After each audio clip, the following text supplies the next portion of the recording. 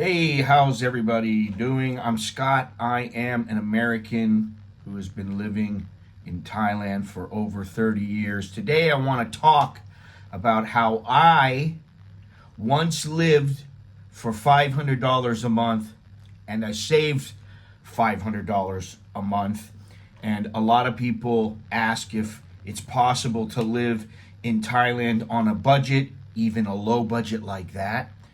And the shorter answer is yes, it is possible, but a lot of factors have to be lined up. The stars have to be aligned. And the real question is, do you want to live on a low budget? Or are you just in a position where you have to live on a low budget? I'm going to break it down exactly what I did, how I did it, how I spent money on food and transportation and entertainment and more, and then also how it compares to now. So stick around and let's get right into it. Okay, before I was married, before I worked in boxing, before I worked as a journalist, I lived off the proceeds that I made from a business I sold back in the United States. It was a printing business. This is back in 1994, 94 or so, and I received $10,000 lump sum and plus $1,500 a month for 18 months. It wasn't a huge amount, but basically I was a middleman and the guy was paying for my customer list and nothing more. Maybe he was paying for a little equipment, some furniture, I don't know. I don't really remember, but I figured it was fair, okay? And I thought I'd live in Thailand for a year. I'd leave some money back in the U.S. I'd come back. I'd find a job, get back to the grind, and I had no idea I would move to Thailand permanently. Everything was great. I was living in Thailand. I was doing everything I wanted to do, which basically was I was running around all over the country, going from here to there, and life was good. Then one night I got a phone call from the buyer of my business, and he said, "I'm very sorry, but I cannot pay you." I said, "What? No. We have a deal." Now, at the time, we were on a handshake deal. I was naive enough to think that he was a man of his word and he would fork over all the money no matter what. There was no escrow, no letter of credit. It was just a handshake. And I guess the guy thought that he would have enough money to pay, but he didn't. So to me, this was unacceptable. And I thought about flying back and doing something crazy like breaking his legs and getting my money from him, because that's kind of how my mind worked back then, and having him sell anything he could to get my money. But I did the math in my head. I started figuring out, I started thinking about it. I said, I got to be smart about this. And long story short, going back home, I wasn't guaranteed to get the money. And then while I was there, I had to pay to stay, which means I would probably have to find a job at some point, like fairly quickly. So I decided to stay in Thailand and find a job here in Thailand when I realized, oh, well, this guy's not going to pay up. He did pay another month or two, and then he said, that's it, I can't pay anymore. I said, okay. Now, I found a job teaching English, and that lasted for about 3 months. And the reason it lasted for 3 months, I had done 3 months there, and I hated it. And I had a friend who opened a print shop down in the south in Phuket, and I was in the printing industry, so he said, hey, why don't you come down here and help me? I'll pay you. I'll give you a room. I said, okay, no problem. I went down there. I was making more money than I was making teaching English, so I thought more money, better conditions, and I'm living in Phuket. Oh, wow. I was so excited. I didn't really know Phuket back then. Now I know it, and it's not a place that I really want to be for a long period of time. But at the time, I thought that was the best outcome that I could hope for. And so I worked for him for about a year or so, and I knew right from the start it wasn't going to work because I did the math. I started figuring out, okay, how much are we bringing in in jobs. What's the amount of money we were bringing in? What's my salary? What's his salary? What's the overhead? And I just thought it's a losing proposition. We're not making enough money. The print shop was not that popular. So I knew it was going to come to an end, and one day he said, we're shutting it down, that's it. So as soon as he said that, I flew back to Bangkok. I stayed in Bangkok for a couple of days, and I figured out, okay, what am I going to do? I got to go back to the U.S., and I've got to work.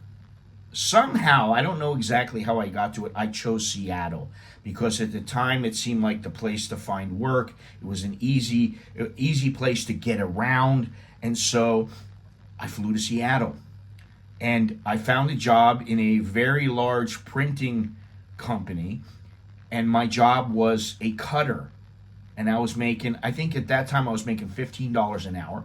And it was a temporary job. I knew this, it was only for a month. But I was making $15 an hour. I thought, okay, I can stash some money. I'm great. I cut paper all day. It was so boring. I've never been a paper cutter. I've cut paper before, but I thought, this is boring. So they said to me when the job ended, they said, oh, would you like to relocate to Oregon? And I thought about it for about a half a second, and I just said, no, thank you. There was no way I was moving to Oregon and working there. The thought of that, I went, no, I can't do it. I don't think it's me. So 3 days after losing the job, I found another job, and I was working on a fishing boat in Alaska. I had met a guy there, and he put me onto this job. He was an old veteran of the fishing industry, and what he did was he would go out for 6 months out of the year, and then the other 6 months he would loaf around. I thought, well, okay, at least I get a job. So 4 days after losing my job, I was on a helicopter out to sea. I flew to Alaska, and then they flew me somewhere else. I don't remember where it was, and then from there they flew me on a helicopter out to the boat. And I was going to be a processor and an assistant deckhand. It was dirty, grimy work, very, very cold, to the point where, sometimes you're shivering. You had to buy all kinds of clothing because I didn't really know. I knew it would be cold, and I had some clothes, but I needed to buy some extra clothes, so I did. But it was very, very cold, and the hours were very, very long. You're not going to just say, oh, today's a 4-hour day. We're going to do the 4-hour work week. It didn't work that way. And so, I went to work, and but the money was good. I did one tour. It was like 3 months, 3.5 months, and then I promptly bought a ticket back to Thailand because I was just saving all the money. You don't have anything to spend it on other than maybe clothes and, if you go out while you're on land for some reason. But I wasn't spending the money. So I bought a ticket back to Thailand, and I stayed there for about 6 weeks and basically went through probably about 8/10 of the money that I had saved. And I thought, this is not going to last. I need to go back. I need to work. I need to make more money. So I went back on the same ship, and I started working. I was able to do that. They would have me back. So I said, okay. Now, I should point out that this was definitely not a job that I loved. I hated it. But it was all about the money. So, in my head, I'm going, oh, God, this sucks. But I was also thinking to myself, every day I was tallying up how much I had, how much I had made, how much longer I got to go. And so after that tour, I flew back to Thailand, and while I was on the boat, I found out that I was eligible for unemployment. I was like, really? Can I get unemployment while I'm in Thailand? And they were like, yeah, but you got to look for a job. I said, okay, I can do that. Yeah, you can go onto the database in the Alaska unemployment. You can go online. There are jobs, with fishing companies. You can find the jobs. I said, okay. I was going to get $1,000 a month. Not a huge amount, but in Thailand, 30 years ago, I was like, hey, I'm gold, man. I'm golden. So I had a girlfriend that I had met. And so she lived in Udon Thani. She said, oh, come up. You can stay with me. Wow. Flew to Bangkok, made my way to Udon Thani. And I had no idea where the relationship was going. I really didn't know what was going to happen, but I figured I'd give it a try. And then about a month later, I got a check deposited right into my bank account, $500. Fantastic. I'm like, all right, this is fantastic. Now I got to figure out what to do. Now, at the same time, I was trying to figure out how to build a website. And some of the crew had heard about me, and they knew I had gone to Thailand because I had told a few people. And I met this young guy who, in the beginning, I didn't get along with him. Then we started talking. We got along fabulously. And he heard of my dilemma, which was how could I earn money while living in Thailand and thus stay there? And he said to me, you ever heard of Microsoft Front Page? Nah, never heard of it.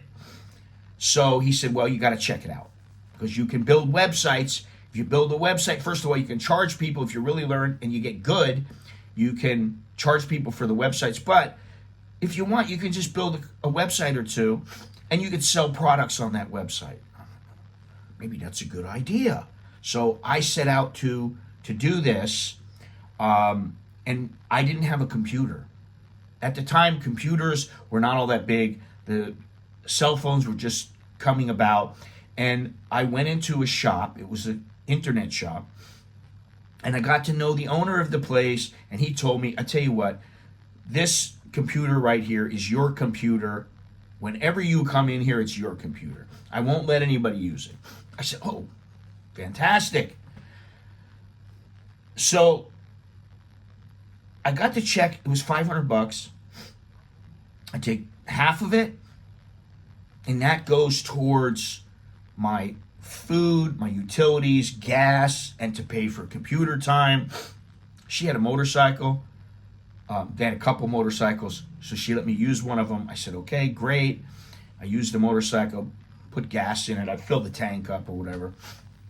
And then the other half, I put in the savings. I put in my savings. It was a village in Udon Thani. It was dirt cheap. I didn't pay any rent because the house was already paid for. It was inexpensive Thai house. And like I said, as a requirement for receiving unemployment, I had to look for work. But because it was in the fishing industry, I could look and apply online. It was in Alaska. And what people did was they came from Montana, California, Washington, and they would come over to Alaska, work, and then go back home. And the companies even paid for them to do this. They paid for my ticket. And I was like, wow, this is great. The second time they paid for my ticket. So I thought, wow, this is just awesome. So I collected my money. And during the time that I was collecting this money, I started learning how to build a website. And I built a website. I had a couple of websites, but I built one to be usable, it's functional. And I started selling some products on it. And guess what? I heard about eBay, which had just opened up in 95. So I don't know when this was, maybe 96, late 96, something like that, 97. And so they had just started to come into prominence, but they still weren't real big. So I started to sell stuff on eBay. I got things like Eson pillows, and we would put them together. They would cost about maybe $400 or $500, and I would sell them for $49.95 plus shipping. And I couldn't believe it. I was making money. I was like, wow, this is awesome. And the next thing I know, I got this money coming in. This is about maybe 5-6 months. When the retirement money was going to end, I thought, I don't want to go back and work on the fishing boat. I hate that job.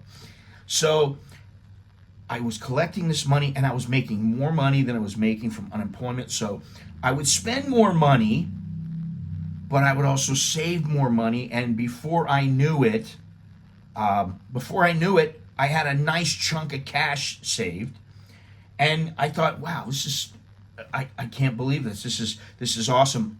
Why not stay here and not have to go back? Because now I know how to make some money.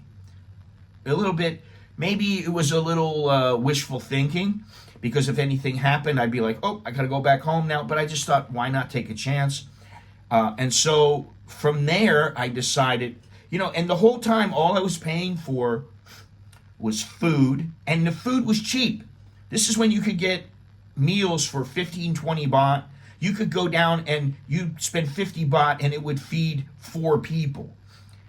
It was fantastic. It was so good. If I really wanted to go somewhere, I'd either take the motorcycle, I'd jump on a bus, and the bus was like 4 baht or something. So it was very, very cheap. And I think to myself now, could I do the same thing? And I probably could, but it would cost more. And I don't know that I would have, the money would be the same, but the cost would be higher.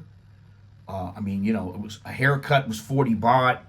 The food, like I said, was 15, 20 baht. It seemed that everything was cheap back then.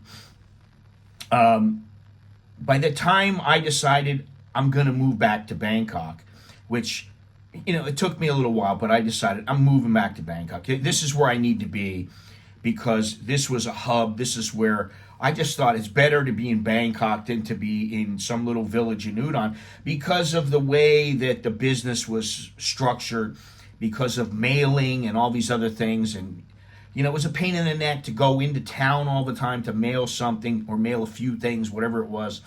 And I just thought, I can't do this. And so her and I, decided, all right, I'm going to go to Bangkok. And I said to her, you want to come, you can come. You don't want to come, you don't have to come. So she stayed. She stayed there, and then she came and visited a little while later, and we just fizzled out, which, whatever. But in the time that all this happened, I had learned more Thai. I had learned not to piss my money away on really nothing. And most importantly, I had learned not to live as a tourist, but to live as an expat and try to live as close to the way that a Thai would live as possible. I'm not saying when everybody says, oh, you should live like a Thai, they're talking about you should live like somebody who's poor. They don't always say live like a Thai who's got a lot of money, because some Thais have a lot of money. But in certain ways, you can live like a Thai, like, you know how to buy things, where to buy things, what to do in certain situations so that you're not going to pay more. And that's what I started to do. And little by little, I made my way here. And I would say that when I came to Bangkok from Udon Thani, that's when my life as an expat really began. And by then I had some money saved, and I was happy that I had money saved. Money was coming in, and I was like, wow, the sky's the limit, even though really it probably wasn't, but I was doing okay. And the thing is about living here is that you always got to make sure that you cover your nut. If you cover your nut, then you can try to figure out other ways to make the gravy money, make extra money, so that you're not so worried. But you have to be able to cover your nut, or you might as well just go back home. So I know that's something that you guys already know, but I'm just saying. And anyway, that's really all I have. So that, ladies and gentlemen, is it. Thank you for watching. Until next time, I am Scott. I'm an American in Bangkok. Chok di leo jerkan mai, which is good luck and see you again.